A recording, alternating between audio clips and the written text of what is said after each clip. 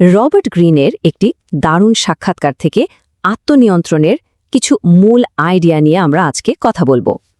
চলুন এই বিশ্লেষণে গভীরে যাওয়া যাক।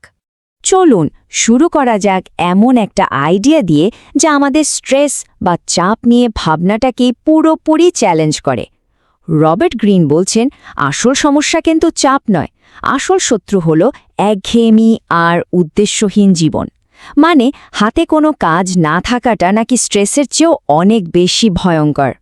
গ্রিনের যুক্তিটা বেশ মজার। তিনি বলেন, আমাদের মস্তিষ্ক নাকি শুধু চাপ সহ্যই করে না, বরং এর উন্নতি হওয়ার জন্য চাপটা দরকার। মানে একটা উদ্দেশ্য নিয়ে যখন আমরা চাপের মধ্যে থাকি, তখন আমাদের মনোযোগ আর শক্তি দুটোই বেড়ে যায়। তো আমাদের বুঝতে হবে কোন চাপটা ভালো আর কোনটা খারাপ। মানে কোন চাপটা আমাদের গড়ে তুলছে আর কোনটা আমাদের ভেতর থেকে শেষ করে দিচ্ছে। আসল প্রশ্নটা হলো, যে কাজটা আমরা করছি সেটার সাথে কি আমাদের আবেগ জড়িয়ে আছে, নাকি শুধুই বাধ্য হয়ে করে যাচ্ছি। ব্যক্তিগত শক্তি আর সহ্য ক্ষমতা বাড়ানোর জন্য এটা একটা দারুণ মন্ত্র হতে পারে।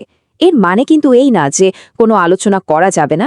এর আসল মানে হলো শুধু শুধু অভিযোগ করা থেকে নিজেকে থামানো। দেখুন, এই মন্ত্রটার মূল কথা হলো নিজের শক্তিটা ঠিক জায়গায় কাজে লাগানো। কারণ বারবার অভিযোগ করলে নিজেকে দুর্বলই মনে হয়, আর সবসময় নিজের কাজের ব্যাখ্যা দিতে থাকলে সেটার গুরুত্বও কমে যায়। তার চেয়ে সেরা উপায় হলো কাজে মন দেওয়া আর কাজটাকেই কথা বলতে দেওয়া।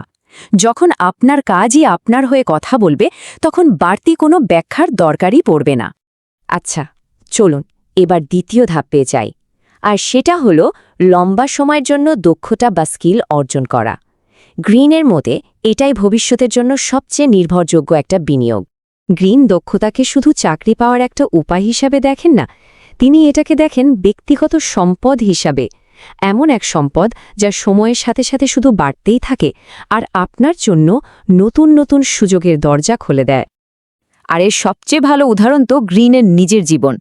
তার গল্পটা যদি দেখেন তাহলে বুঝবেন কিভাবে আলাদা আলাদা আপাতদৃষ্টিতে সম্পর্কহীন সব অভিজ্ঞতা মিলে একটা দারুণ দক্ষতার ভিত তৈরি করতে পারে। তার জীবনের প্রত্যেকটা ধাপ ছিল এক একটা ইটের মতো, যা দিয়ে তিনি তার সাফল্যের দেয়ালটা গেঁথে তুলেছেন।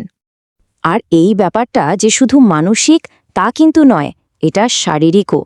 গ্রিন নিউরোসায়েন্সের কথা উল্লেখ করে বলেছেন, যখন আমরা নতুন কিছু শিখি তখন আমাদের মস্তিষ্কের ভেতরে আক্ষরিক অর্থেই নতুন পথ তৈরি হয়। মানে প্রত্যেকটা নতুন দক্ষতা আমাদের ব্রেইনের গঠনকে একটু একটু করে বদলে দেয়, তাকে আরও শক্তিশালী করে তোলে। আর এইভাবেই একটা শক্তিশালী চক্র তৈরি হয়, যেখানে আপনার শেখাটাই আপনার জন্য নতুন সুযোগ তৈরি করে, যেটা আপনি পরে কাজে লাগাতে পারেন। মানে যত বেশি শিখবেন তত বেশি দরজা আপনার জন্য খুলতে থাকবে। কিন্তু শুধু দক্ষতা থাকলেই তো হবে না, তাই না? সেই দক্ষতার ভিত্তিটা যদি মজবুত না হয় তাহলে কোনো লাভ নেই। আর সেই ভিত্তিটাই হলো চরিত্র। চলুন এবার দেখি কিভাবে মানুষের আসল পরিচয়টা তার কথায় নয়, বরং তার চরিত্রের শক্তিতে ফুটে ওঠে। গ্রিনের মতে কাউকে বিচার করার এটাই সবচেয়ে নির্ভরযোগ্য উপায়। গ্রিন এখানে দুটো চরিত্রের মধ্যে একটা পরিষ্কার পার্থক্য দেখিয়েছেন। একটা হলো ভঙ্গুর বা ঠুনকো চরিত্র, আর অন্যটা হলো স্থিতিস্থাপক বা মজবুত চরিত্র। দুর্বল চরিত্র চাপে পড়লে ভেঙে যায়, আর শক্তিশালী চরিত্র চাপে পড়লে আরও বেশি শক্তিশালী হয়ে ওঠে। আসল চরিত্র কিন্তু তখন বোঝা যায় না যখন সবকিছু ঠিকঠাক থাকে। আসল রূপটা বেরিয়ে আসে কঠিন সময়ে। সমালোচনা, চাপ আর ক্ষমতা, এই তিনটা জিনিস হলো চরিত্র মাপার আসল পরীক্ষা।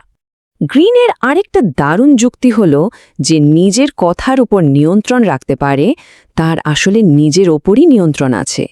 আর নীরবতা তো প্রায় জ্ঞানের লক্ষণ, তাই না? চারপাশের এত হইচই আর কথার ভিড়ে মাঝে মাঝে চুপ থাকাটা কিন্তু অনেক বেশি শক্তিশালী হতে পারে।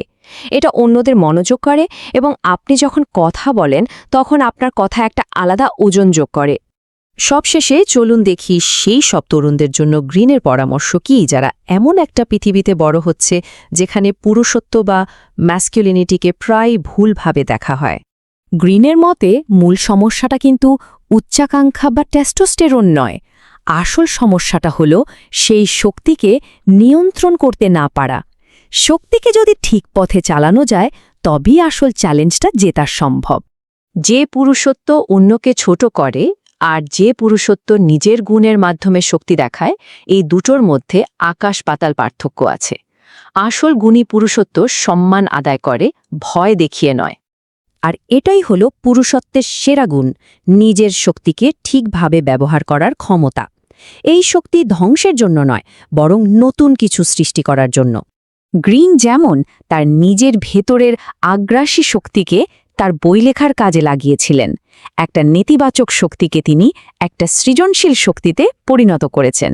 তো মূল কথাটা হলো শক্তিকে চেপে রাখা নয়, বরং তাকে একটা সঠিক পথ দেখানো। শেষ পর্যন্ত চাপ, দক্ষতা আর চরিত্রের এই নিয়মগুলো কিন্তু শুধু বইয়ের কথা নয়, এগুলো এক একটা হাতিয়ার। এখন আসল প্রশ্নটা হলো, এই হাতিয়ারগুলো দিয়ে আপনি কি গড়বেন? আপনার ওপর আসা চাপ কি আপনাকে ভেঙে দেবে, নাকি নতুন কিছু তৈরি করতে সাহায্য করবে? আপনারা চাইলে পৃথিবীর যে কোনো জায়গা থেকে ডিএক্সএনের সাথে নিজের ব্যবসা শুরু করতে পারেন। কিভাবে করবেন সেটা জানতে আমার সাথে অর্থাৎ সাদমান হোসেন ইমনের সাথে যোগাযোগ করতে পারেন। যারা আরও জানতে চান বা এই ব্যবসার সুযোগটা নিতে আগ্রহী, তাদের জন্য আমার সাথে যোগাযোগের সব তথ্য এখানে দেওয়া হলো। আপনারা আমাকে হোয়াটসঅ্যাপ করতে পারেন এই নম্বরে, অথবা ফেসবুকেও খুঁজে নিতে পারেন। আমার গ্রুপ, টিকটক, ফেসবুক পেজ আর ইউটিউব চ্যানেলও আছে, যেখানে আমি নিয়মিত আপডেট দিয়ে থাকি।